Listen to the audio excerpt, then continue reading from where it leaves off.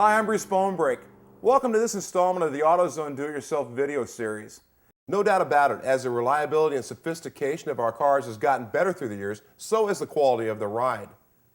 Apart from keeping the tires firmly on the road and the vehicle from leaning too far in a turn, having shocks and struts that are in good condition is vital to your safety.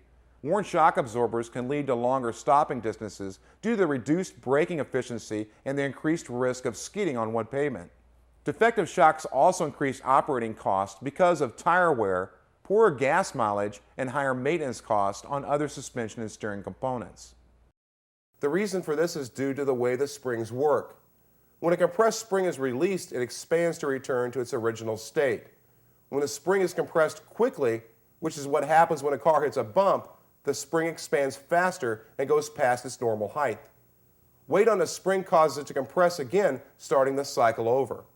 The process happens over and over, with the spring compressing and expanding a little less each time until the movement finally stops. Shock absorbers dampen the movement of the springs by applying force in the opposite direction of their travel, thereby slowing the motion. Shocks control motion equally as well, whether the spring is expanding or contracting, resulting in a ride that's less bouncy and, more importantly, the tires remaining on the ground. Now, I have one good example of a shock absorber right here. This is basically what it looks like. One end is going to be attached to one end of the suspension, the other would be attached to the other end of the suspension. And it's designed to absorb the shock. Now this shock, for example, is gas charged. You can see how it's retracting itself back out. Now this shock's still used today on many applications. If you have like a leaf spring suspension or a torsion bar type suspension, you're going to see the shock absorber being used. But more and more, this is what's found on most vehicles. This is called a strut. Now the difference between a shock and a strut, not only is this the shock, it also has a spring, like this example. You can see the complete assembly. This is the shock spring combination. So basically, instead of having a separate shock and spring, this is the complete unit. Now this would mount on a front wheel drive portion of the car. Not only is this the shock and a spring, this is also a key component to the suspension because the upper mount would actually take the place of the upper control arm and the upper ball joint. This mounts to the body of the vehicle. Now, more and more applications out there are having the complete unit available. The nice thing about the complete unit is, after a period of time, you're going to have some spring sag. So when you do the replacement, you're replacing the whole assembly, not only the shock portion or the strut, but also the spring. But still, on your application, if the only thing that's available would be the replacement strut, it's just a matter of taking the strut apart and transferring the spring. There are some things to look for that can alert you when it's time to replace the shocks.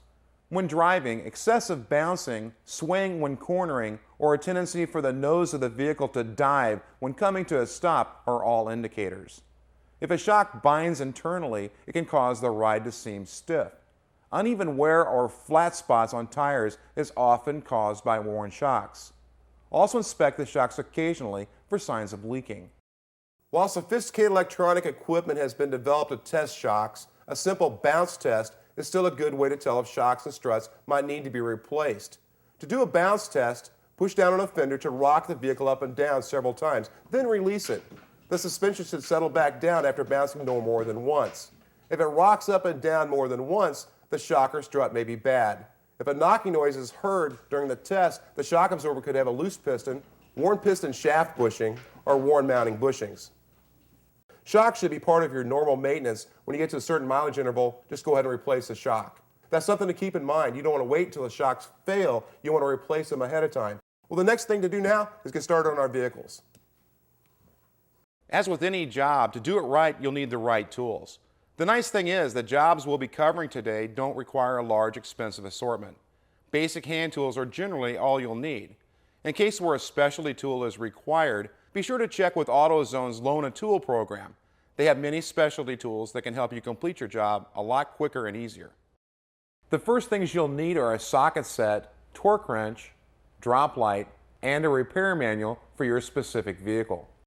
You may also need screwdrivers or pliers to remove some components. When lifting a vehicle, never work under it until it has been secured with wheel blocks and securely positioned on jack stands. A hydraulic jack alone is never enough. Be cautious when working with oils and chemicals. Many are damaging to the groundwater environment and toxic to people and animals. Never drain or pour chemicals into the ground or sewer systems. Local municipalities and counties offer resources for proper disposal. And always remember to wear your safety glasses.